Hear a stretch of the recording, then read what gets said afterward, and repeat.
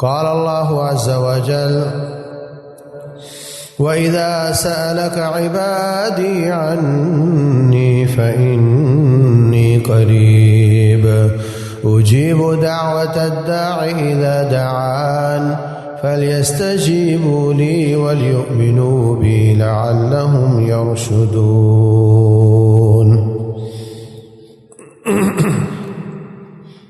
محترم بھائیوں، سامعین اور سامعات، اللہ تبارک و تعالی فرماتے ہیں، اے میرے پیارے حبیب محمد صلی اللہ علیہ وسلم، جب آپ سے میرے بندے پوچھیں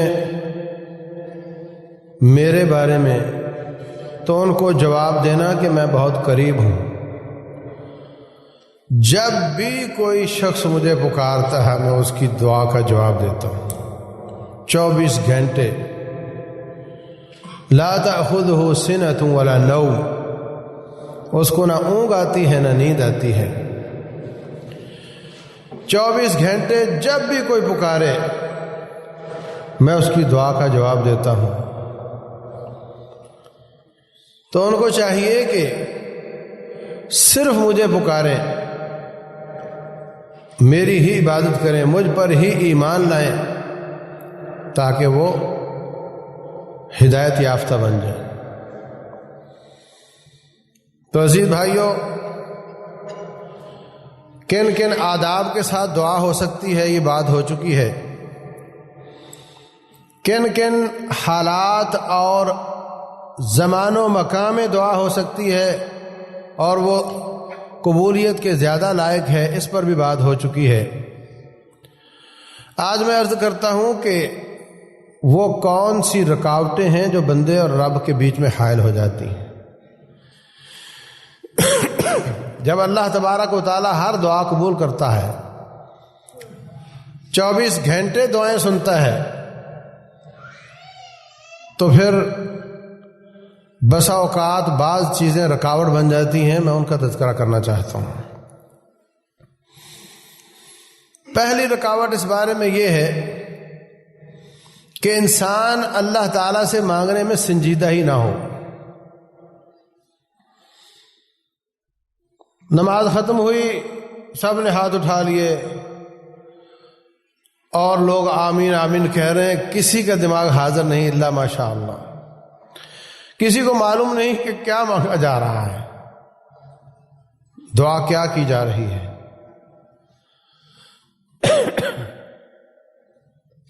تو جب دل حاضر نہ ہو، دل مصروف ہو، کوئی ناخن چبا رہا ہے، کوئی داڑھی سے کھیل رہا ہے،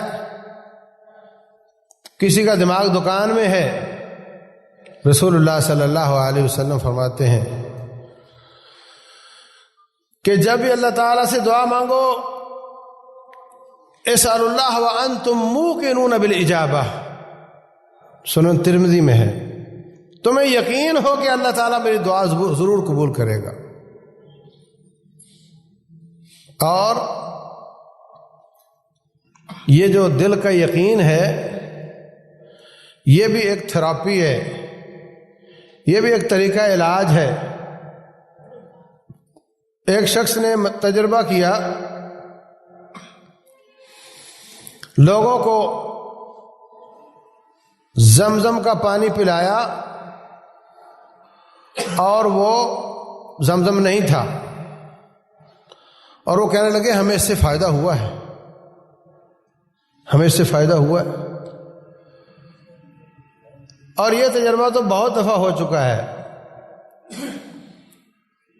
کئی جوتیاں بنانے والے، جوتیوں کی سلائی کرنے والے، اس نے مجھے بتایا کہ میرے پاس تعویذ بنانے کے لیے آیا، میں نے اس کا تعویذ اس میں نہیں ڈالا اور اس کو ویسے ہی سی کر کے دے دیا۔ تو کچھ دن بعد ملاقات ہوئی تو کیا حال ہوا، اس تعویذ کا کچھ فائدہ ہوا؟ کہنے ہاں بالکل، اس کے بعد میں بالکل ٹھیک ہوں۔ کئی بار تجربہ ہوا، تعویذ کھول کر دیکھا اس میں کچھ لکھا ہوا نہیں ہوتا، یا ایسے ہی کوئی آڑی ٹیڑھی بات لکھی ہوتی ہے جس کا تعویذ سے کوئی تعلق نہیں، لیکن چونکہ اس کو یقین ہے کہ یہ باندھنے کے بعد میں ٹھیک ہو جاؤں گا تو وہ ٹھیک ہو جاتا ہے۔ یہ بھی بعض لوگ بتاتے ہیں کہ ایک شخص کو سزائے موت تھی، انہوں نے کہا کہ ہم اس کو مارنا تو اس کو ہے ہی، ایک تجربہ کرنا چاہتے ہیں۔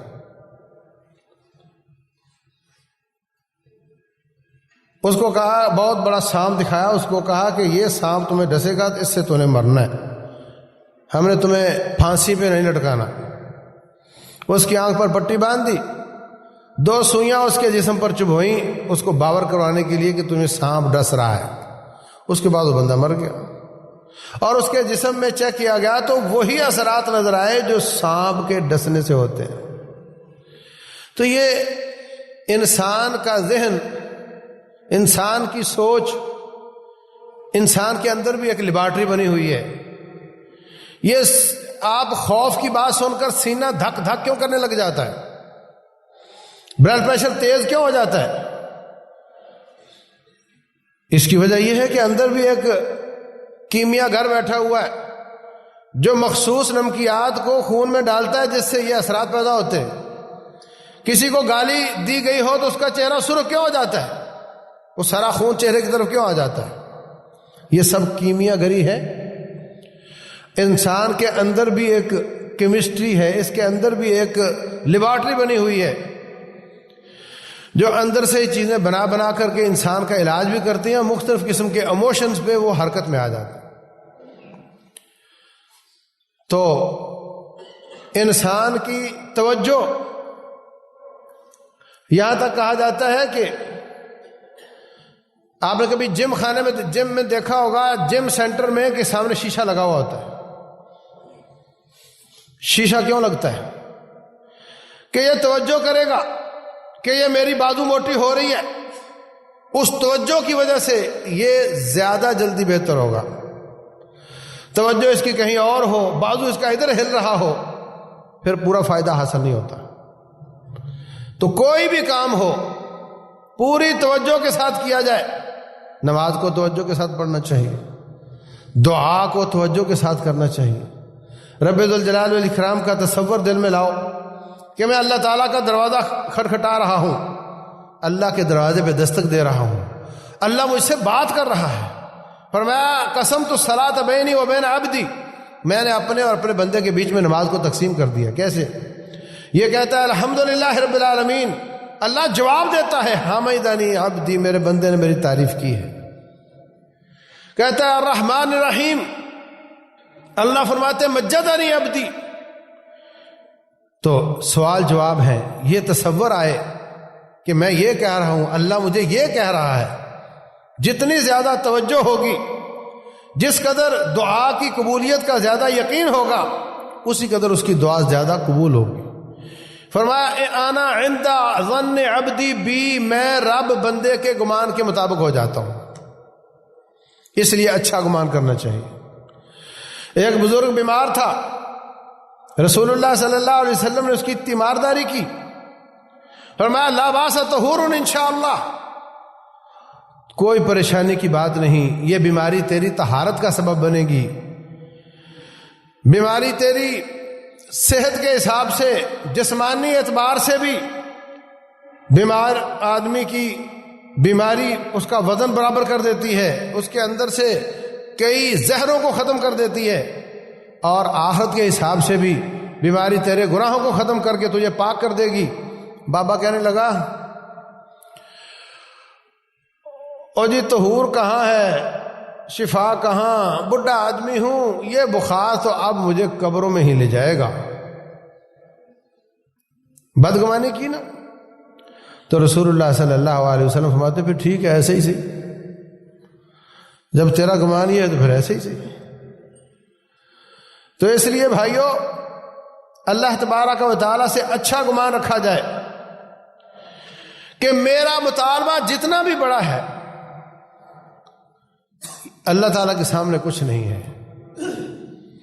اللہ تعالیٰ سے دعا کی قبولیت کا یقین ہونا چاہیے۔ فرمایا وَأَنْتُمْ مُوقِنُونَ بِالْإِجَابَةِ، تم دعا کی قبولیت کا یقین رکھ کر دعا کرو۔ اور فرمایا ان اللہ لا يستجیب لدعاء من قلب غافل لاہن جو شخص جس کا دل غافل ہو، جو کھیل کر رہا ہو، جس کی توجہ نہ ہو، ایسے شخص کی دعا اللہ تعالیٰ قبول نہیں کرتا۔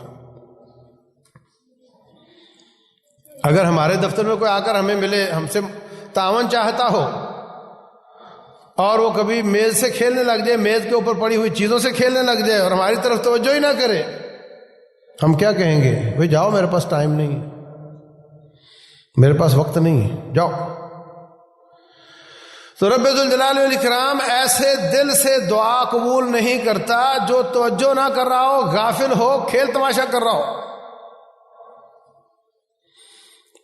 تو اللہ تعالیٰ سے دعا کرنے میں، دعا کے قبول ہونے میں جو چیز رکاوٹ بن سکتی ہے وہ آپ کا حضور قلب ہونا، اس کی قلت، دل کا غافل ہونا، یہ بہت بڑا سبب ہے جس کی وجہ سے دعا قبول نہیں ہوتی بس اوقات۔ اسی طرح شرطیں لگانا اللہ تعالیٰ پر، اتنی لمبی ہو، یہ رنگ ہو، یہ برادری ہو، اتنی تعلیم ہو، اللہ تعالیٰ پر شرطیں لگانا، ایسا کر کے ایسا کر کے ایسی چیز مجھے چاہیے، یہ طریقہ بھی غلط طریقہ ہے۔ رسول اللہ صلی اللہ علیہ وسلم دعائیں کرتے ہیں جو بہت زیادہ خیر پر مبنی ہوتی ہیں۔ فرمایا ربنا آتنا فی الدنیا حسنہ وفی الآخرۃ حسنہ وقنا عذاب النار۔ اب بتاؤ کیا رہ گیا اس میں؟ یا اللہ دنیا کی ہر قسم کی خیر مجھے چاہیے، آخرت کی ہر قسم کی خیر مجھے چاہیے، اور عذاب سے مجھے بچا لے، اور کیا چاہیے؟ یہ بات میں جو کر رہا ہوں بہت گہری بات ہے، یہ آج کا مسئلہ ہے، یہ ہمارے نوجوانوں کا مسئلہ ہے۔ مجھے ایک نوجوان ملا، وہ بالکل دیوانہ ہو چکا تھا، کپڑے اس کے گندے پھٹے ہوئے، راڑ ٹپک رہے ہیں، کچرا کھاتا ہے وہ جو مل جائے۔ مجھے کہنے لگا، میں نے پہلے اس کو دیکھا ہوا تھا، وہ بالکل ٹھیک ٹھاک تھا، کیا ہوا تجھے؟ کہا ایسے ایسے ایک لڑکی کو میں چاہتا تھا اور اس کی شادی ہو گئی اور میرا یہ حال ہو گیا۔ اب اگر آپ ایک فتویٰ دے دو تو میں ٹھیک ہو سکتا ہوں۔ تو کیا فتویٰ دے دو؟ کہتا اگر وہ مرنے کے بعد مجھے مل جائے گی نا تو پھر میں اور انتظار کر لوں گا، میں ٹھیک ہو جاؤں گا۔ میرے عزیز بھائیوں، دیکھو نقص کہاں ہے، بیماری کہاں ہے؟ بیماری یہ ہے کہ ہم اللہ تعالیٰ کو نعوذ باللہ ڈکٹیٹ کرتے ہیں دعا کرتے ہوئے، اللہ تبارک و تعالیٰ پر نہیں چھوڑتے کہ یا اللہ مجھے آپ اپنے علم کے مطابق، اپنی بصیرت کے مطابق جو مجھے زیادہ اچھی ہے وہ دے دے۔ ہم اللہ کو نعوذ باللہ بتاتے ہیں اتعلمون اللہ بدینکم۔ تو یہ نوجوان جو پاگل ہو گیا ہے، اگر یہ استخارہ کرتا تو استخارے میں کیا ہے؟ استخارے کو سمجھتا، استخارے میں کیا ہے کہ اللہ تیرے علم میں اچھی ہے تو مقدر کر دے، تیرے علم میں اچھی نہیں تو مجھ سے دور کر دے۔ جب اس سے دور ہو گئی تو اللہ کی مرضی سمجھتا تو پاگل نہیں ہوتا تھا۔ پاگل کب ہوا؟ جب اس نے اللہ کو ڈکٹیٹ کیا، نعوذ باللہ، نہیں بس مجھے یہ چاہیے۔ اور بعض کہتے ہیں یا اللہ اگرچہ میرے لیے تیرے علم میں اچھی نہ ہو تو تو اس کو اچھی کر کے مجھے دے دے، لیکن مجھے یہی چاہیے۔ یہ اللہ تعالیٰ کو ڈکٹیٹ کرنے والی بات ہے۔ جب آپ استخارہ کر رہے ہو، اپنے رب سے خیر طلب کر رہے ہو، تو پھر اس کے علم پر چلو نا، پھر اپنے علم کو چھوڑ دو۔ آپ اپنے بچوں کو کئی چیزیں نہیں لے کر دیتے کہ آپ کے علم میں وہ بچے کے لیے اچھی نہیں ہوتی، جبکہ آپ بھی مخلوق ہیں، بچہ بھی مخلوق ہے، اور یہاں تو خالق اور مخلوق کا فرق ہے۔ تو اللہ تبارک و تعالیٰ سے شرطیں لگا کر مانگنا اور پھر کہنا جی میری وہ شرط پوری نہیں ہوئی، یہ بھی طریقہ غلط ہے، اور ایسے دعائیں قبول نہیں ہوتی۔ این فکس فلاں فلاں چیز یہ چاہیے مجھے، اس طرح نہیں ہوتا، بلکہ اس کی بجائے اللہ تعالیٰ پر چھوڑا جائے، اللہ کے علم پر چھوڑا جائے، اللہ کی قدرت پر چھوڑا جائے، رب ذوالجلال والاکرام کی مرضی پر چھوڑا جائے، وہ آپ کا بہت خیر خواہ ہے۔ اگر وہ چیز، بسا اوقات چیز غلط نہیں ہوتی لیکن تیرے لیے اچھی نہیں ہے، چیز وہ اچھی ہے مگر تیرے لیے اچھی نہیں ہے، تو اللہ تعالیٰ وہ چیز تیرے مقدر کر دے گا جو تیرے لیے اچھی۔ تو اس طرح ایسی دعائیں کرنا جو شرطیں لگا لگا کر یہ بھی رکاوٹ بن جاتی ہے دعا کے قبول ہونے میں۔ اللہ اکبر۔ اسی طرح میرے عزیز بھائیوں، مایوسی بھی دعا کی قبولیت میں رکاوٹ بن جاتی ہے۔ رسول اللہ صلی اللہ علیہ وسلم فرماتے ہیں، بندہ دعائیں کرتا ہے، اللہ اس کی دعائیں قبول کرتا ہے جب تک وہ مایوس نہ ہو۔ مایوسی اس کی کیا ہے؟ دعا کرنا چھوڑ دیتا ہے اور کہتا ہے جی میں نے بہت مانگ لی، اللہ نے مانی نہیں، اب میں نے چھوڑ دی، حالانکہ اس کی دعا پہلے دن سے ہی قبول ہو رہی ہوتی ہے، اس کے یا درجات بلند ہو رہے ہوتے ہیں، یا اس کی کوئی مصیبت رفع ہو رہی ہوتی ہے، یا اس کی وجہ سے اللہ اس کو دنیا میں کوئی متبادل چیز دے رہا ہوتا ہے۔ دعا کرتے رہنا چاہیے، دعا نہیں چھوڑنا چاہیے۔ دعا بہت عظیم چیز ہے، اللہ تعالیٰ کی عبادت ہے، عبادت افضل قسم کی عبادت اللہ تعالیٰ سے مانگنا ہے، مانگتے رہنا چاہیے، اس کی تعریفیں کرتے رہنا چاہیے، ہر وقت اس سے مانگتے رہنا چاہیے۔ اور اسی طرح بندے کی دعا کی قبولیت میں رکاوٹ ایک چیز بھی بن جاتی ہے کہ اس کا کھانا پینا حرام ہوتا ہے، یہ بڑا مسئلہ ہے۔ قیامت والے دن رب ذوالجلال کے دربار میں انسان کھڑا ہوگا، 4 سوالوں کے جواب دیے بغیر ہلنے کی اجازت نہیں ہوگی،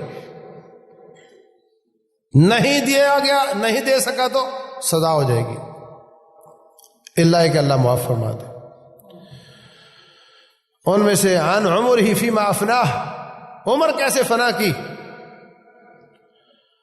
آپ نے اپنی زندگیوں پر غور کرو، ہمت ہو تو 3 دن اپنے اعمال نوٹ کرو، کاغذ پر نوٹ کرو، ہفتہ، اتوار، پیر،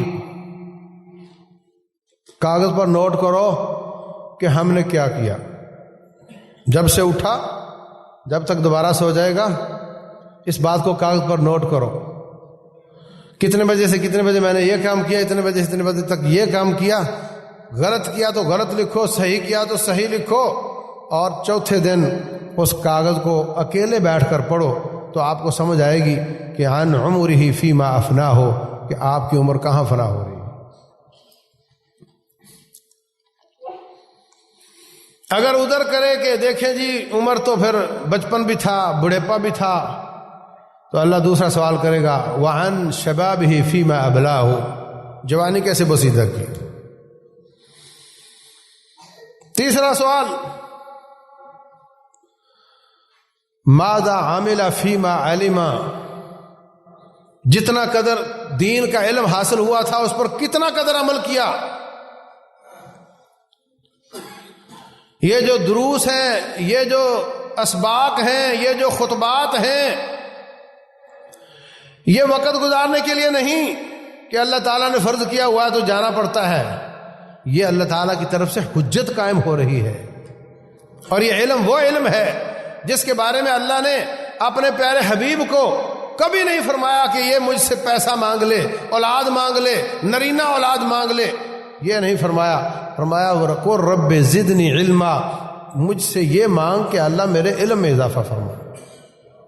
یہ وہ والا علم ہے جو ان خطبات میں دیا جاتا ہے، اور یہ وہ والا علم ہے ماذا عمل فیما علم، اللہ پوچھے گا کہ جتنا قدر تجھے علم ہوا تھا اس پر کتنا عمل کیا۔ یہ طریقہ ایمان والوں کا طریقہ نہیں ہے کہ درسوں پہ درس چڑھتے چلے جاتے ہیں، لوگ دور دراز سے آ کر کے قرآن پڑھ پڑھ کر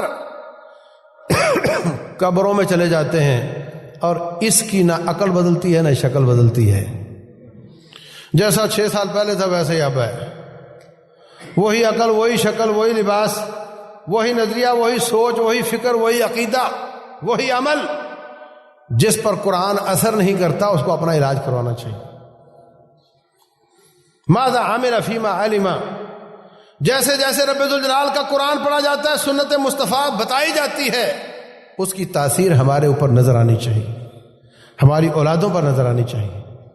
خطبات اور دروس اور جلسے یہ اس لیے نہیں ہوتے کہ آپ تبصرہ کرو کہ مولوی صاحب کیسا نکلا، کیسا رہا، جلسہ کیسا رہا، درس کیسا تھا، چاس آئی یا نہیں آئی.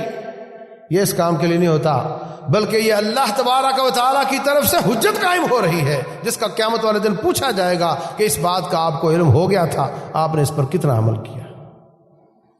اور چوتھا سوال فرمایا ان مال ہی، مال کے بارے میں، کہاں سے کمایا اور کہاں خرچ کیا، کیسے کمایا، کیسے خرچ کیا، کیسے کمایا، حلال طریقہ تھا یا حرام طریقہ تھا، اس کا بھی سوال ہوگا. اور کہاں خرچ کیا، اپنے اوپر ہی کرتا چلا گیا، اپنے ہی گھر کی زیب و زینت، اسی کی سائڈ ایلیویشن، یہ ٹائل اور وہ پتھر، اور جتنا پیسہ بڑھتا گیا اتنا اس کا سٹیٹس مینٹین ہوتا گیا، اتنی گاڑی نہیں آ گئی، اتنا مکان بڑی کالونی میں چلا گیا. اللہ واسطے نہیں دیتا، لوگوں کا تعاون نہیں کرتا، تو اللہ تعالیٰ یہ پوچھے گا کہ مال کیسے کمایا اور کیسے خرچ کیا. مت سمجھو میرا مال ہے مجھے کون پوچھ سکتا ہے. اگر تیرا مال ہے تو پھر رب کی جنت تیری نہیں ہے، اور اگر تیرا مال رب کا مال ہے تو پھر تو اپنی مرضی سے استعمال نہیں کر سکتا. ان اللہ اشتری من المؤمنین انفسهم واموالهم بان لهم الجنہ. جب سے تو نے لا الہ الا اللہ پڑھا ہے اس وقت سے اللہ تعالیٰ کے ساتھ تیرا سودا ہو گیا ہے کہ اب مال اور جان تیرا نہیں، تیری جان اور تیرا مال تیرا نہیں، اللہ کی جنت تیری ہے. اس لیے کیسے کمایا، رسول اللہ صلی اللہ علیہ وسلم فرماتے ہیں القی فی روعی ان النفس لن تموت حتی تستکمل رزقها فاجملوا فی الطلب. فرمایا اللہ نے مجھے وحی کی ہے کہ کوئی شخص اس وقت تک مرے گا نہیں جب تک اپنا رزق پورا نہ کر لے. جو لکھوا کر لائے ہو پیدا ہونے سے پہلے، جب تک پورا نہیں کر لیتے موت نہیں آئے گی. لیکن فرمایا طلب کرنے کا طریقہ اچھا رکھو، طلب کرنے کا طریقہ اچھا رکھو. 2-3 بھائی پلیٹ میں کھا رہے ہیں، ایک بوٹی ہے، دوسرا کھینچ لیتا ہے، وہ کھا لیتا ہے، وہ اس کی تھی، اس نے کھانی تھی، لیکن اس نے طریقہ ٹھیک استعمال نہیں کیا. فرمایا اپنی طرف سے کھاؤ، اس کی طرف سے کھینچ رہا ہے، طریقہ اس کا ٹھیک نہیں، لیکن تھی اس کی کیونکہ اسی نے کھائی. فرمایا جو لکھا ہے تمہیں مل کر رہے گا مگر طریقہ اچھا رکھو. جو ڈکیٹ لاکھ روپے کی ڈکیٹی کرتا ہے، 10 لاکھ کی کرتا ہے، جتنے بجے وہ پیسہ جیب میں ڈالتا ہے اتنے بجے اتنا پیسہ اس کی جیب میں ڈلنا ہی تھا، مگر اس نے اپنا طریقہ غلط کر لیا. اس لیے فرمایا یا ایھا الرسل کلوا من الطیبات واعملوا صالحا انی بما تعملون علیم. اے انبیاء کرام کی، رسولوں کی جماعت، حلال کما کر کھاؤ اور نیک کام کرو، میں تمہارے سارے اعمال کی نگرانی کر رہا ہوں. یا ایھا الذین آمنوا کلوا من طیبات ما رزقناکم. اے ایمان والو، جو ہم نے رزق کیا اس میں سے پاکیزہ حاصل کرو، حرام طریقے سے حاصل نہ کرو. بڑے چلاک بنتے ہو، میں نے ایسے طریقے سے اس کا کوڈ حاصل کیا، اس کے پیسے چرا لیے، اس کو پتہ بھی نہیں چلا. میں ریل میں بیٹھا، بس میں بیٹھا، میں نے ٹکٹ کے بغیر سفر کر لیا، اس کو پتہ ہی نہیں چلنے دیا. بہت خوش ہوتے ہو، اگر توبہ نصیب ہو بھی گئی تو اس کو کہاں تلاش کرو گے پیسہ واپس کرنے کے لیے؟ کہاں ملے گا وہ کہ اس کو واپس کر سکو؟ اس لیے حلال طریقے کے ساتھ کماؤ. کوئی دھوس اور ظلم کے ساتھ کسی کا مال ہتھیا لیتا ہے، کوئی چلاکی، ہوشیاری، فراڈ کے ذریعے لوگوں کا مال ہتھیا لیتا ہے، لیکن ایسے شخص کی دعا قبول نہیں ہوتی. رسول اللہ صلی اللہ علیہ وسلم فرماتے ہیں، فرمایا ایک شخص سفر سے آیا ہے، بال پرا گندا ہے، کپڑے اس کے گندے ہیں، تھکا ہوا جسم ہے، حالت اس کی قابل ترس ہے. جب بندے کو اس پہ ترس آ رہا ہے تو بندوں کے رب کو کیوں نہ ترس آئے گا؟ لیکن وہ لمبے ہاتھ کر کے اللہ سے کہتا ہے یا رب میرا یہ مسئلہ، یا رب میری یہ دعا. فرمایا ملبسہ حرام ومطعمہ حرام وغذی بالحرام فأنی یستجاب لذلک. فرمایا اس کا کپڑے حرام کے مال کے بنے ہوئے ہیں، اس کی غذا حرام کی بنی ہوئی ہے، اب اس کی دعا کیسے قبول کی جائے؟ حضرت سعد بن ابی وقاص رضی اللہ عنہ نبی صلی اللہ علیہ وسلم سے فرماتے ہیں اے اللہ کے رسول علیہ الصلوۃ والسلام دعا کر دیں کہ میری دعائیں قبول ہوا کریں. آپ نے فرمایا روٹی پاکیزہ رکھو، اللہ تعالیٰ تیری دعائیں قبول فرمائے گا. تو ہمیں اس بات کا بہت خیال کرنا چاہیے کہ ہمارے مال میں کہیں حرام کا شائبہ، ایسا مشکوک مال نہ آ جائے. ابو بکر صدیق رضی اللہ تعالیٰ عنہ، ان کا غلام آ کر کہتا ہے حضرت تھوڑی مٹھائی کھا لیں. انہوں نے کھا لی. کہا کہاں سے لائے ہو؟ کہتے جاہلیت میں ایک بندے کو میں نے ایسے کہہ دیا تھا، کہانت کی تھی. کہانت کیا ہوتی ہے؟ اللہ تجھے بیٹا دے گا، اللہ تیری گمشدہ چیز واپس کرے گا. ایسے کوئی نہ کوئی بات کر دی، وہ جیسے میں نے کہا ویسے ہی ہو گیا، تو وہ خوش ہو کر مٹھائی لایا تھا. رسول اللہ صلی اللہ علیہ وسلم نے فرمایا حلوان الکاہن خبیث، کاہن کی مٹھائی خبیث ہوتی ہے. تو یہ مٹھائی میں نے آپ کو کھلائی ہے. فوراً گلے میں انگلی ڈال کر جو پہلے سے کھایا وہ بھی سارا نکال دیا، اس کی مٹھائی بھی نکال دی کہ اس پیٹ میں حرام کی چیز نہیں جانی چاہیے.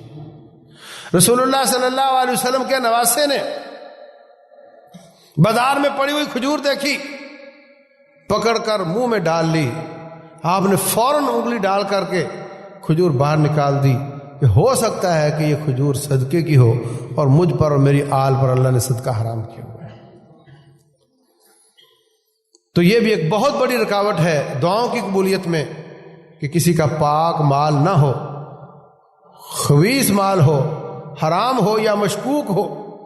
ایسے لوگوں کو جتنا قدر اس کے مال میں شک ہے اتنا قدر صدقہ کر دینا چاہیے تاکہ ان کا مال پاک ہو جائے. پاک مال کھاؤ اور اپنی اولادوں کو کھلاؤ. اللہ تبارک و تعالی ہماری دعائیں قبول فرمائے. اللہ تعالی عمل کی توفیق دے. وما علینا الا البلاغ.